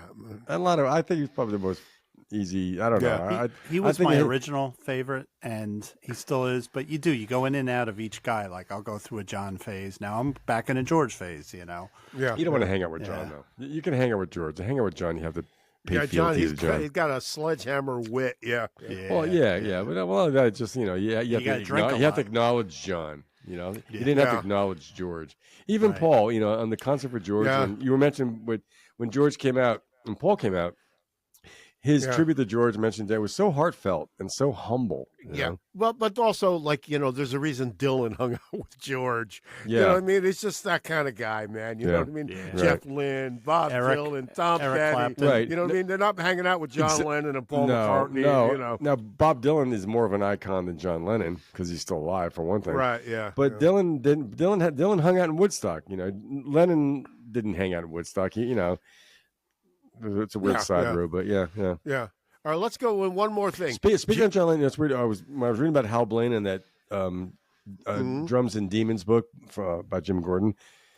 On the John Lennon rock and roll album, I think Hal Blaine played most of the drums. I listened to the record the other day. It's not a good record. It doesn't sound Jim Keltner. Well, Jim Keltner was on that record. Jim Keltner, and also Jim Gordon. Yeah, I think the Jim Keltner songs are the best ones on it. Actually, you talking about Mind Games? No, it's a John Lennon's rock and roll. He was in L.A. during his Lost Weekend. He was recording. It was a '50s tribute. The rock and roll album. Okay, right. He had to appease Morris Levy or else and put 3 of those songs on it. But at the same time, before that, not long ago, I listened to the band's Moondog Matinee. Their 1973 '50s tribute, much better record, better played, better recorded. But I mean, but then now what? the musicians. What's the comparison? What are you comparing it to? The of material, the same kind of material from the same era, just recording techniques. Oh, you mean a band, an album of cover material? The band did an album called Moondog Matinee around the same time. Okay, right. And it's a better record as far as a tribute. As far as like I listen to Lennon's, half of it's Lennon's production, half of it's Phil Spector. But the musicians are exemplary. I mean, Jesse A. Davis. Jim Keltner, Jim Gordon. The production is less muddy on. It's terrible. It's terrible. Yeah. All right, one more thing. Singer Joey Marlowe. Joey Marlowe. You can have your eggs and bacon. They're yours just for the taking. First comes marriage, then comes the carriage. Now's the time to fall in love. Look at the drum set. I think it's our friend John from the laundromat. It's like Marty Scorsese. I say John. Fred Blassie. Oh, goodness me, what a chassis. What a chassis. But she didn't walk. All from Yonkers, I'm the one who had to walk. If you knew Susie like I know Susie. Oh, what a guy. All right. Hey, Joey Marlowe. beautiful. Frank, if you want to lose weight, that's what you got to do. Where the hell did you find that? What is that from? That's from a public access channel. There's a lot of people are real. There's a lot of there's a lot of wacky stuff out there too, man. Let me tell you something. But, so that guy, he's the old guy from an equivalent of that drummer that does all the fancy stuff. The guy Steve, maybe. Yeah. Mr. Rubber that Legs. was from the 1980s, I would think. That was it was a public access. So it was in somebody's basement, probably. Right. It was an Elks Lodge or something. Right. They threw right. They threw a camera in there. But anyway. That was a Rotarian meeting that they had entertainment. That was Johnny Marlowe. That was Johnny fun, Marlowe? man. Johnny Marlowe. Joey Marlowe. Yeah. Sure. Yeah. He's big. Joey He's Marlowe. big in Akron. But anyway, the Music Relish Show. I'm not leaving. I don't want to go home. The Music yet. Relish Show can be found on Apple Podcast, Amazon Music, Amazon Alexa, Overcast, Podbay, Podchaser, Pocket Cast, Podcast Addict, Odyssey, Podverse, Listen Notes, Tune In, YouTube, Facebook, and the Swedes, Spotify, the great Spotify. Yep. Yeah. I thought they were Dutch. Pasty. No, that's a Swedish company, Spotify. Yeah. I thought they were Swiss. Yeah. No, the cymbals are Swiss from, It's an S thing. Swede, Swiss. Yeah. North countries. Swede meatballs, Swiss cheese. But I thought it was a good show tonight, man. Like 96, right? We're heading well, you know where we're going. We're heading for 100. The 100th episode is going to be a look back and a look forward. So that's why, okay. there we go. Right? Yeah. I think I like to look forward. I think about ways to just do things differently, maybe shake things up. Pensions. And when's our pension kick in, Perry? Because you're watching our pension. Well, 20 years, Mark. 20 years. Mark, 20 years. No, Mark can retire in 10. You're taking care of the money, right, Perry? There is no money. What are you talking about? You're taking care of the pensions. Being the junior member, Mark. Mark, Perry, where's the money, Perry? Being the Neil Peart of the Music Relish. Neil Peart. Yeah. Neil Peart. Mark. Well, Sir Paul said you have to wait till Perry and I retire before you can start collecting your benefits. There you go. Okay. But Sir Paul said that Neil Peart said Well, the, anyway, we're going to the outro. So and Rory Gallagher is an Irish we'll musician. see you guys soon, man. Yes, he is. It was a good show. It was a good It was show. a very good show. Here we go. Let's hit the outro. See you guys next time. Much love to you. Later. Ooh, I hear power chords. This has been episode 96 of the Music Relish Show. We had fun. We hope you did as well. See you next time. Good night. That sounds like your All right. friend from the laundromat. What famous actor did you get to do that? Come on, tell That's us. Joe Pesci.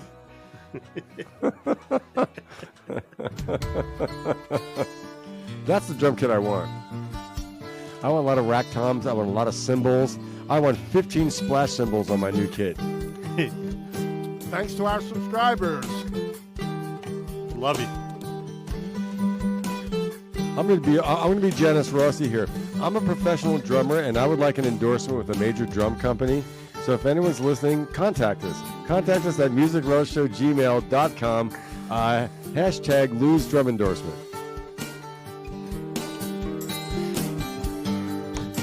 Mugshots. Call Just the a Music deadhead. Relish Show. That's when the bomb drops. Relish Show. Cassettes. Oh, cassettes. No. The banana splits. Bingo. Fleagle. Bingo. Drooper and Snork. Tra la la. Tra la la. Do, do, do, do, do. Speed do, metal. Speed do, metal. Do, do. Dang. Yeah, look at that crash symbol. Fuck you guys. That's a ride cymbal. 22-inch pasty. That's what I 2002 meant. ride. Yeah. Los Beatles. Do, do, do, do, do, do, do. Bow, bow, bow, Groovy. bow, bow. Ba-ba. I'm in the middle.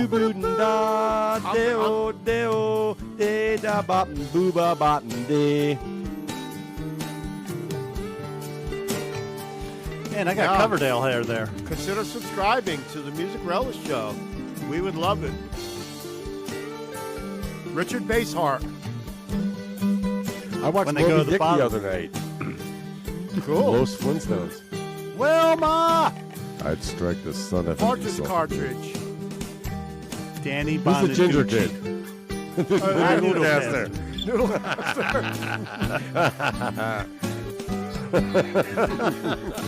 That looks real. Do, do, do, do.